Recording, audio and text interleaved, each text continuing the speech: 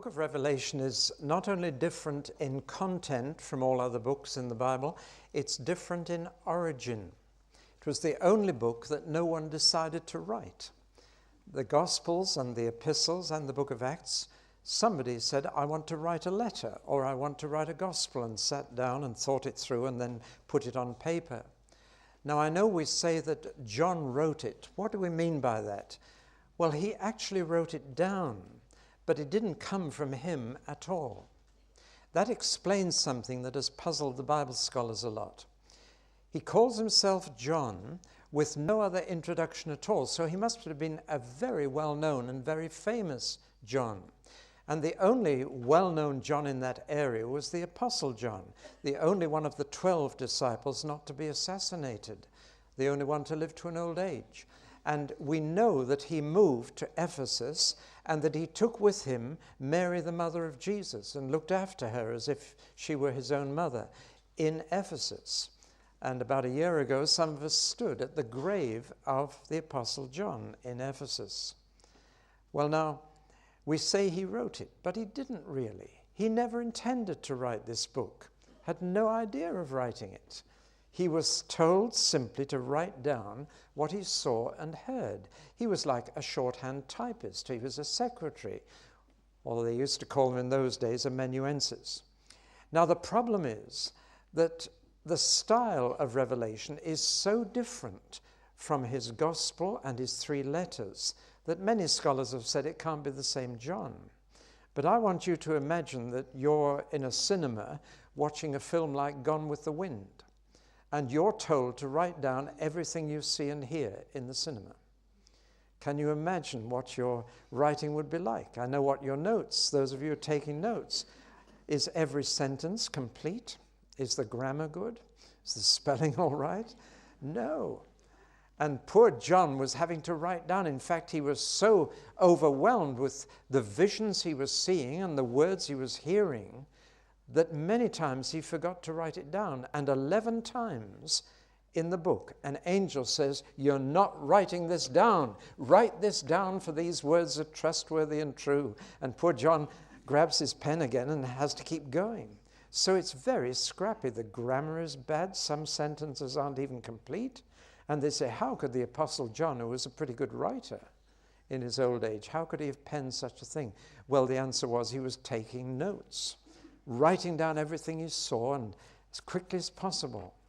Well, then why didn't he take the notes and polish them and produce a nicely written book? Well, the answer is very simple. The last thing he wrote down was, anyone who tampers with this book will be cursed.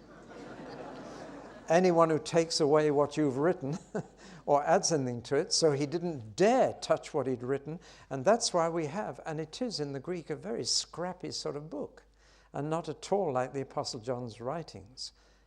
But it was his hand that actually wrote down. Nevertheless, it was not from his mind. It was largely dictated to him.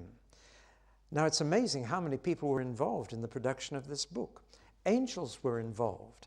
Angels were telling John what to write.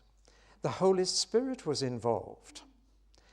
Jesus was involved. It's called the revelation of Jesus, which God gave him to show his servants what must soon take place. So we've got God giving the revelation to Jesus, giving it to his Spirit, giving it to angels, giving it to John, giving it to the 7 churches. That's the kind of chain of revelation that is involved in this book. It does make it quite unique. We've got a revelation direct from God and direct from Jesus and direct from the Spirit through the angels to John to the 7 churches. That's quite a long chain. So who is really the author? Well, I suppose God is, and Jesus is, and the Spirit is.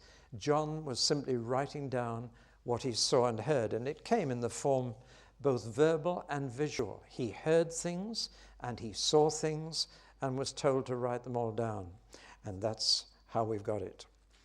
Now, it begins with an extraordinary revelation of Jesus himself.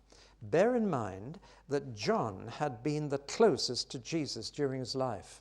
When they lay at table, they didn't sit on chairs, they lay in their table like this, and ate with the right hand, they were leaning against somebody else. Incidentally, their dirty feet were under the nose of the next man. That's why they had to wash their feet rather than their hands before they ate. But here's John, always on Jesus' right hand, always leaning on Jesus' breast, whispering things to him. John was the beloved apostle. I don't like to use the word favorite, but he was closest to Jesus, loved very deeply. And now, 60 years later, he meets Jesus again, but this time he's terrified and falls on the ground in a faint because he has never seen Jesus like this before. For one thing, his hair is now pure white. And that's a changed Jesus. But more than that, it is the blazing glory of the figure he sees. He hears him first. A voice behind him speaks, and turning to see who's talking, he has this incredible vision of Jesus. If ever you go to Coventry Cathedral, you'll see a very unusual tapestry at the far end. I'm not sure that I like it. It's enormous. That little man at the feet of Jesus is life-size, and if you've been, you know how big it is. But it was an attempt to portray this glorified, ascended Jesus as he appeared to John. And there are other symbols from the book of Revelation, the creatures from Revelation 4 around the ascended Christ. Christ in glory. You see, Paul saw Jesus after he ascended and got his glory back, and it blinded him. Whereas in the resurrection appearances, nobody was blinded. When Jesus got his glory back and was blazing with glory, then it's quite an awesome sight. And John, who'd known him best of all, couldn't cope with it and fell on the floor in a dead faint. Well, now this is a different Jesus to the Jesus of the Gospels. Same person, but now he's the ascended, glorified Lord. And that makes him very different. Furthermore, he appears in the robes of a Roman judge. And there's something always turns your heart upside down when you see a judge in his robes in our country with a wig and full regalia. A rather awesome figure. You see, when Jesus comes back, he comes as judge. And when the world sees Jesus, they will see a very different Jesus to the one they've seen in stained glass windows and Sunday school pictures. The gentle Jesus, meek and mild, that's taught in Sunday schools is not the Jesus of Revelation. We'll say more about this later. But this is a revelation of Jesus. We see Jesus in a totally new light, a fearsome light. In fact, in chapter 6, it says that the people of the earth, the kings, right down to the slaves, will pray that the mountains will fall on them and swallow them up, rather than look on the face of this Jesus. And his blazing eyes, blazing with anger at what we've done to his Father's world. So we need the book of Revelation to fill out our picture of Jesus. And there are many, many brand new titles of Jesus in this book. Some titles even which are given to God in this book are later given to Jesus, like Alpha and Omega. And here we have Jesus presenting himself in a new light.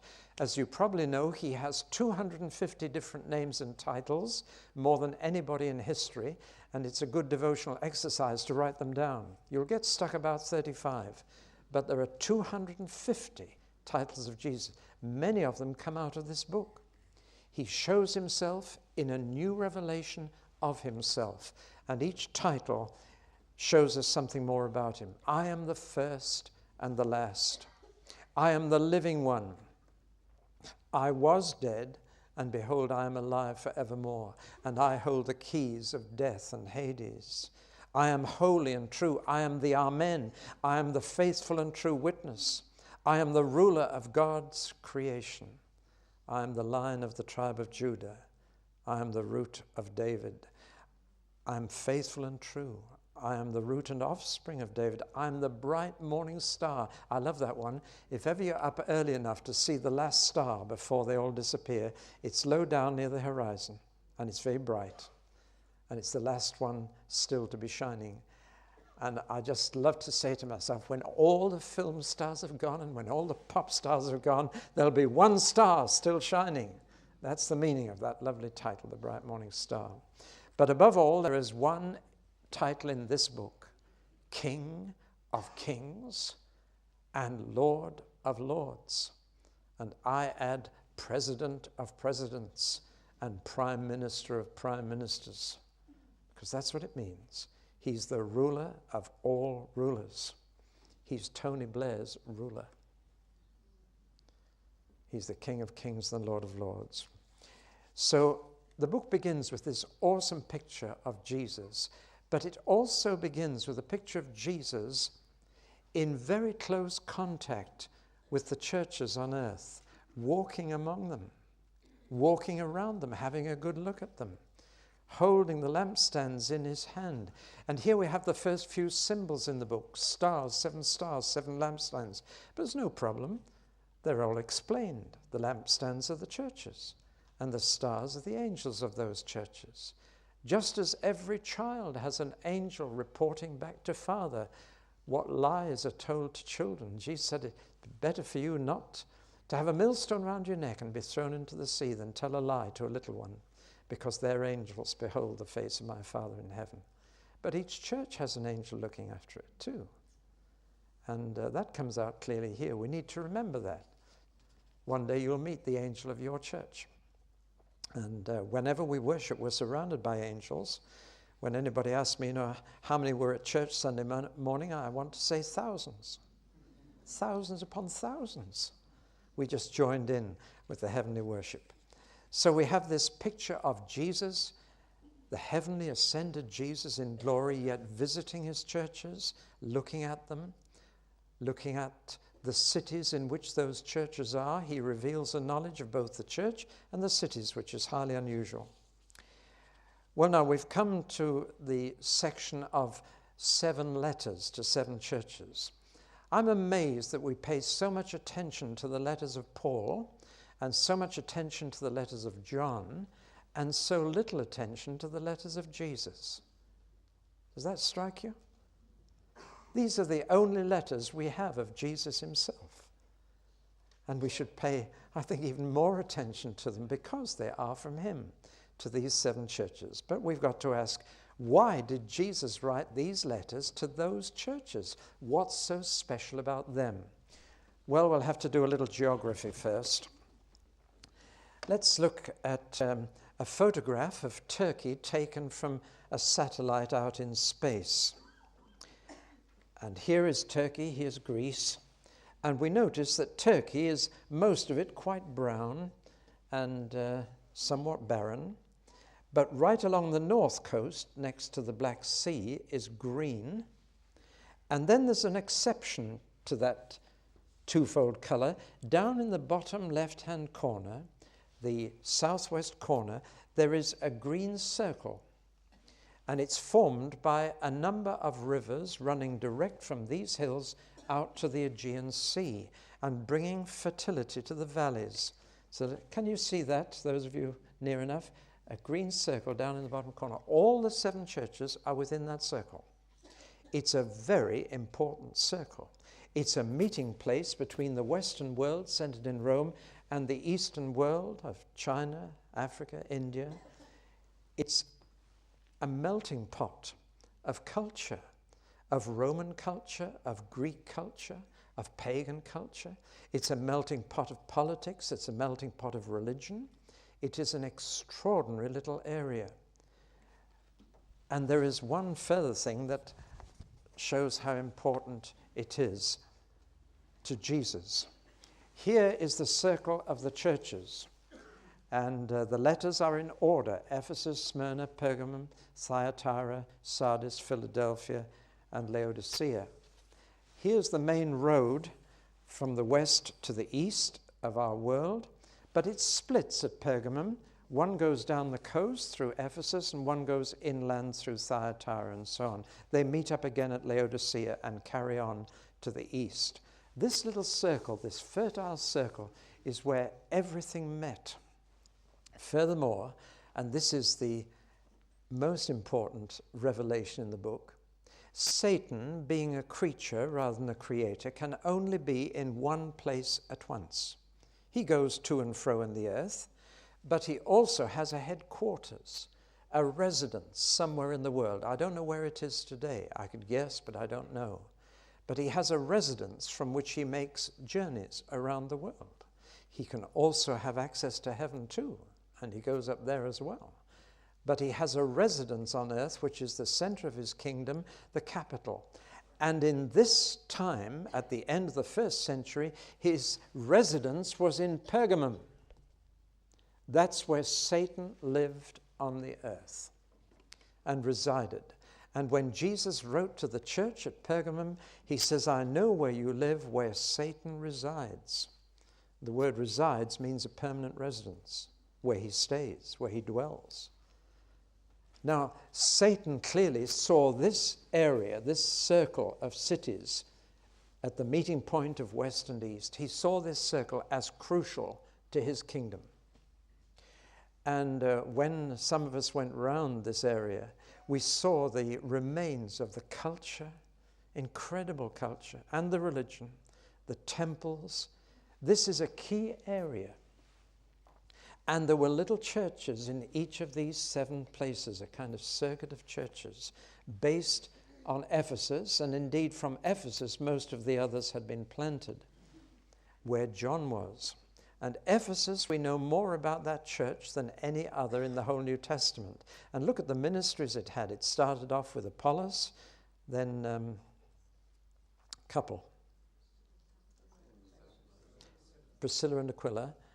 Then it had Paul, then Timothy, and then John. Few areas had as many apostles or ministries as this little area. Here was the battleground. It is the end of the 1st century. The churches are now into their 2nd and 3rd generation. And they are now being planted right in the heart of Satan's kingdom and worldly culture and pagan religion. It is the crucial test. If the churches survive here, they will survive anywhere. If 2nd and 3rd generation Christians can overcome with the pressures here, then the church will go on right to the end. So Jesus is watching this little circle of churches very closely. So much hangs on it. Have I conveyed to you the very focus? And Satan has his residence here. The interesting thing is that the condition of the churches is almost in direct ratio to the distance from Satan's residence. 2 nearest to Satan are corrupted from the inside with idolatry and immorality. The next 2 further out are persecuted, but are coming out on top, and Jesus has no criticism for them. The 2 furthest away, namely Ephesus and Laodicea, are not troubled by Satan at all. They're just losing their first love or growing cold. Isn't that interesting? Satan is right inside the churches near at hand, and he's got idolatry and immorality right inside those churches.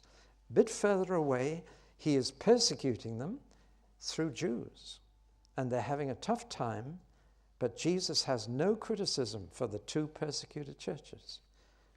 But the 2 furthest away from Satan, they're just growing cold. They're lukewarm, they're neither hot nor cold, or they're losing their first love. It's an amazing picture that emerges from these 7 letters. But I think you can see how crucial this area is to the future of the church in the 2nd and 3rd generation, because 2nd and 3rd generation Christians are not always as enthusiastic or as dedicated as the 1st generation converts. We all know this with our children. They've got to come to the same enthusiasm and zeal for the Lord as their parents have. So 2nd, 3rd generation Christians, churches, tiny little groups of people meeting in houses and halls under this dreadful domination of Greco-Roman culture, pagan religion, and above all Satan. If you go to Pergamum, there's a huge steep mountain towering over Pergamum itself, and on the top of the mountain are libraries and temples, and one of them in particular was the temple of Zeus, and it's like a huge armchair, massive U-shaped temple, and in the courtyard was an altar which was constantly burning black smoke. You could see from the city of Pergamum right above you this horrible temple with the black smoke constantly rising from it, which Jesus calls Satan's throne. And there's a picture of it, but it's not in Pergamum now. That picture is from East Berlin, a museum called the Pergamon. And in fact, this was taken, the altar of Zeus, taken from Pergamum and re-erected in Berlin, and you can see it there. It is massive. That little black dot there is a full-size human being. And this massive armchair like that, can you see it? That's Satan's throne. Turkey wants it back, and there are Christians in Berlin praying that it may go back. But it is not Satan's throne now, it's an empty chair. But that was in Pergamum here, and Satan resided right there. And he loves heights, does Satan. He loves to be on top of a mountain surveying the kingdoms of the world. He was when he tempted Jesus in that way. So you can see that this is why Jesus wrote these letters to this particular place. I'm not going to say an awful lot about the letters because I've said an awful lot on a double video. Here's the commercial coming. But last year we went out with the film crew that we've got here today, and we went out and we went round the 7 churches, and this double video has all the letters translated and explained and expounded in full detail. So I'm not going to go through an awful lot of detail in this series, but let's just look at each letter. There are 7 letters to 7 churches, and almost everything in the book of Revelation is in sevens, right the way through. 7 trumpets, 7 seals, 7 bowls of wrath. 7 is God's perfect number. It's the round, complete number. What falls short of God is 6. And 666 is a trinity of falling short of God. And we'll come across that figure later. But 7 is God's complete and perfect number. And so Jesus speaks to these 7 churches. He writes 7 letters, and each letter has 7 parts.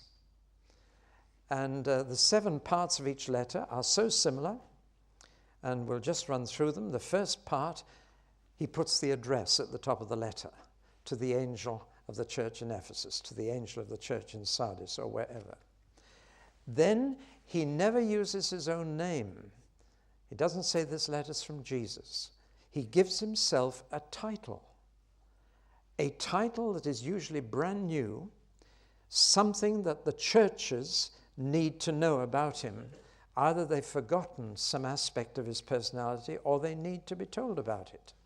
So when he is pretty scathing about a church, he says, I am the true and faithful witness. I'm telling you the truth. So the attribute of Jesus is the second item in each letter. These are the words of him who. And then he describes himself. And these descriptions are taken from the initial vision in chapter 1. So having shown himself in glory to John, he now picks things out of that vision and applies them to each church individually.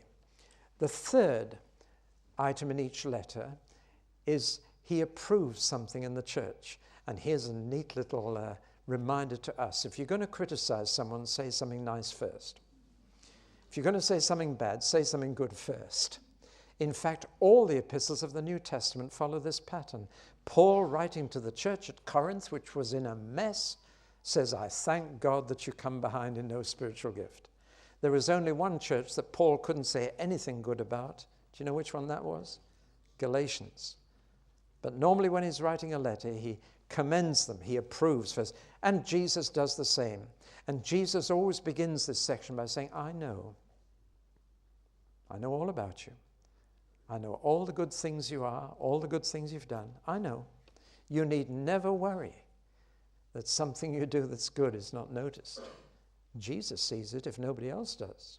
If you never get thanked by the church, don't worry, because Jesus saw it. He says, I know your deeds, and there's approval. Then he gets on to accusation.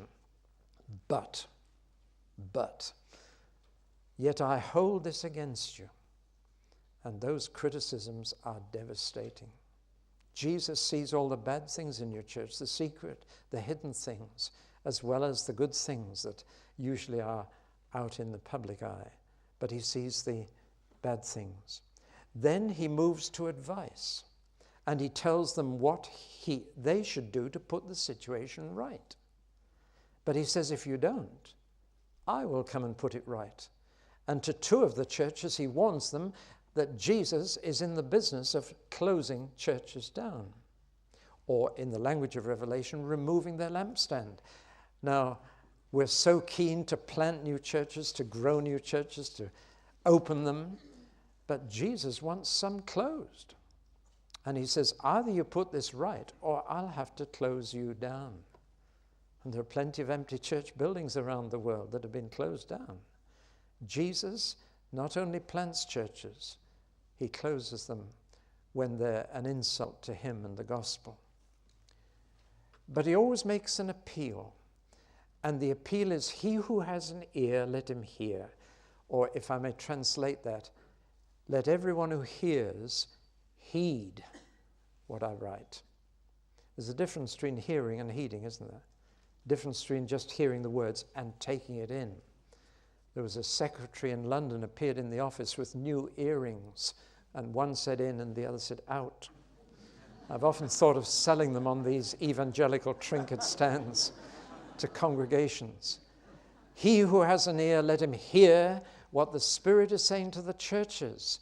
And you notice that each letter had to be read in all the churches, so they all heard them all.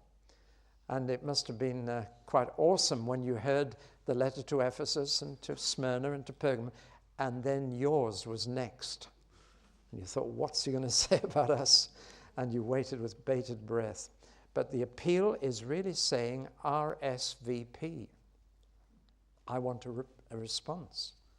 I want to reply to this letter. I want to see that you got it by how you react to it. And then an assurance, a promise, closes the letter. To him who overcomes, I will. Now notice that that assurance at the end is not given to the church. It's given to an individual within the church. Whatever the state of your church, however bad it is, you are responsible for you. You can't take responsibility for the whole church. Jesus is saying, whatever the state of your church, what I will ask you in the last days, did you overcome? It also tells us that the first place we have to overcome is inside the church, not outside.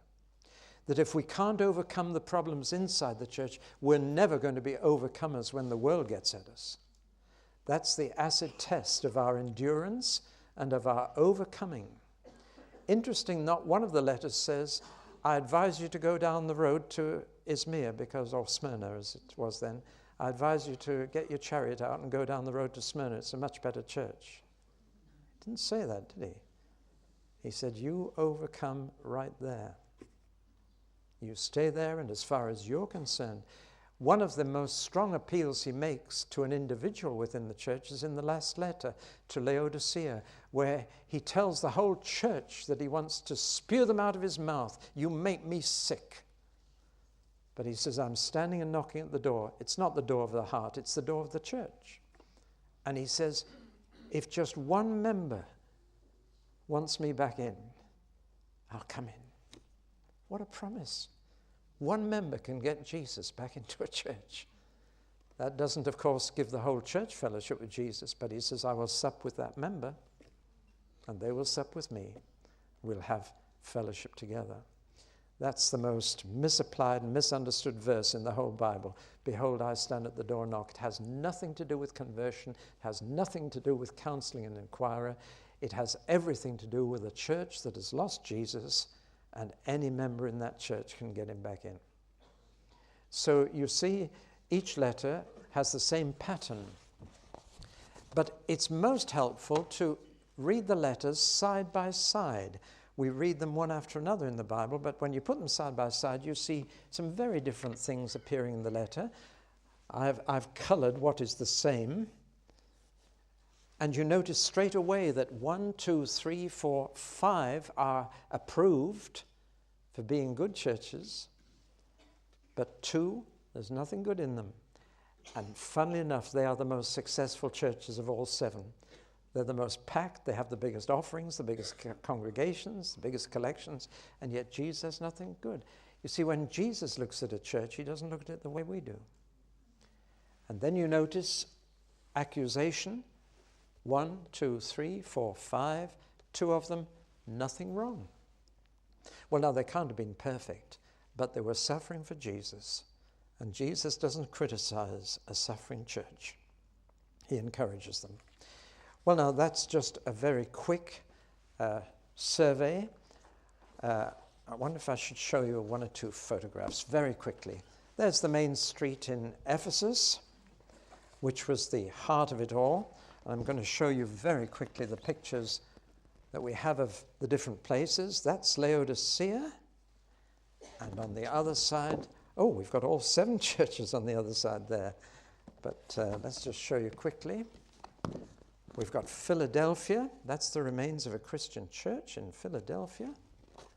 And there we've got Sardis, great big temple of Diana here, and a little brick church at the side of it where the Christians later worshipped.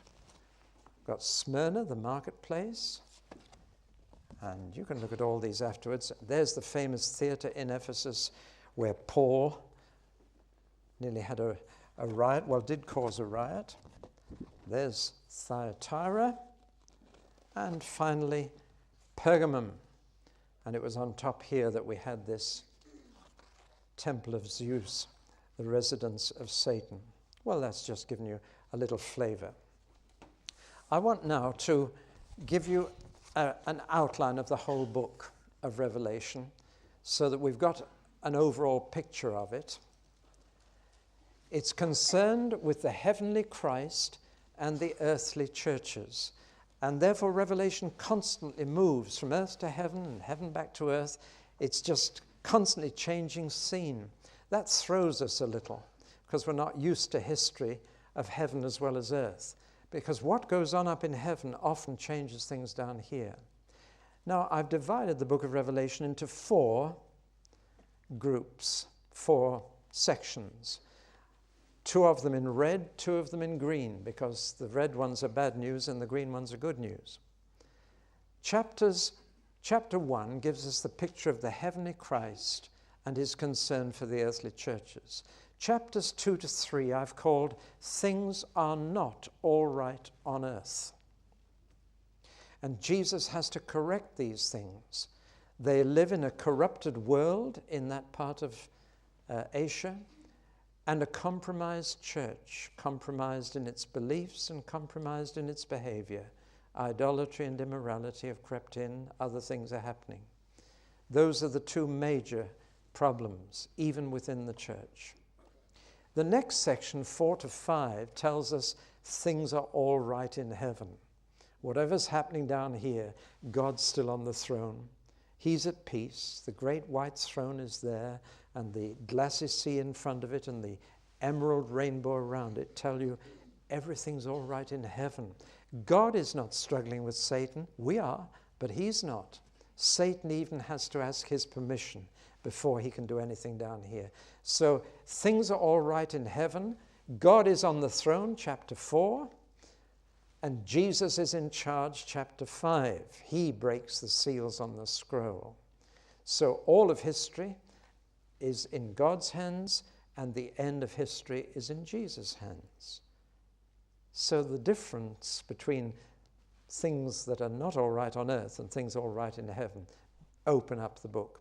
Then we get to this very difficult section, which we'll spend quite a bit of time on, bad news, and I've labeled it, things will get much worse before they get better. That's the bad news. And they will get worse for the world and for the church. The world is going to suffer war, bloodshed, famine and disease, natural disasters, and many, many deaths, up to 1/4 of the human race. The church is going to go through big trouble, 3.5 years, an unholy trinity of Satan, Antichrist, and the false prophet will be ruling the world at the end. And under that unholy trinity, the church will really suffer. It will also suffer from the city of Babylon, which is portrayed as a filthy prostitute, a scarlet woman riding the dragon. And again, there will be many deaths, many martyrs. Indeed, the Greek word martyr, which originally meant witness, in the book of Revelation becomes martyr. And the way to witness for Christ is to die for him.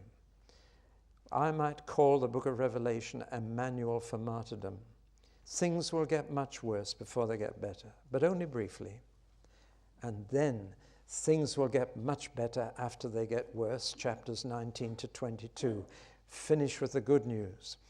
What changes the situation is the return of Christ to earth and what's called the first resurrection, which we'll explain later. The reign of Christ on earth for 1,000 years.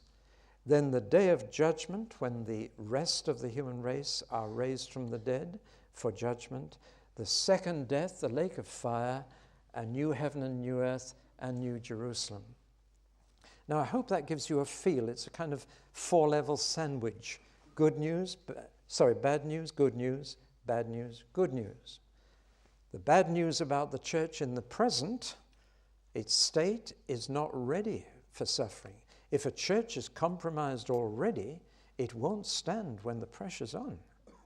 Holiness is the essential prerequisite for suffering. Otherwise, you'll be caught out. But things are all right in heaven. Get a vision of God on the throne and Jesus with the sealed scroll in his hand, and you realize things are under control. God hasn't lost control at all of the situation. But things are going to be allowed by God to get much worse before they get better, both for the world and for the church. But after that big trouble, things will get much better after they get worse. And we need to look beyond the immediate future to the ultimate future to have our hope as an anchor to our souls. Well, I want, in the last few minutes I've got, to say that behind all this, there is a philosophy of history. Now, many people are frightened by the word philosophy, but it means simply the way you think about things. And there are many philosophies of history in the world today that are clamoring for your attention. On the TV, in the press, through all the media, different philosophies of history are banging at the door of your mind. The most common one is what we call the cyclic philosophy of history. History repeats itself, it just goes on. Then there is the continuous view of history, that it just goes on up and down, it never goes backwards, it's moving forwards, but we have our ups and downs, boom and bust, inflation and deflation, and so on. There is the progressive view of history, as one English Prime Minister in 1900 said, up and up and up and on and on and on. Progress was the great key word at the beginning of this century. That's better than back to basics. But anyway, the regressive view of history is much more common now, which is that everything's going down the drain, the doom and gloom. It's getting worse and worse and worse. In fact, the key word as we go into the next century is not progress, but survival.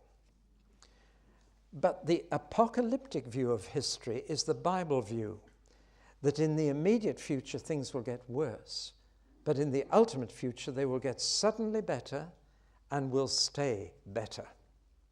Now, that view of history like that is unique to 3 groups of people: Jews, Christians, and communists, and they all believe the same thing. The only difference between them is what's going to change that. The communists say, well, man will change by revolution. The struggle between the proletariat and the bourgeoisie will come to a head. There'll be a revolution, and we'll have the classless, crimeless society after that. But communists are now getting disillusioned. The Jews say God must change this. The Christians say it will change when Jesus comes back to planet Earth. Things will get worse until Jesus gets back, and he will make them better and keep them better after that. So here we have a philosophy of history based on the book of Revelation. Jews, Christians, and communists all got it from the same place, from the Hebrew prophets. But that is the Christian view of history. The immediate future, worse. Suddenly, the ultimate future, much better. And the change will come when Jesus gets back.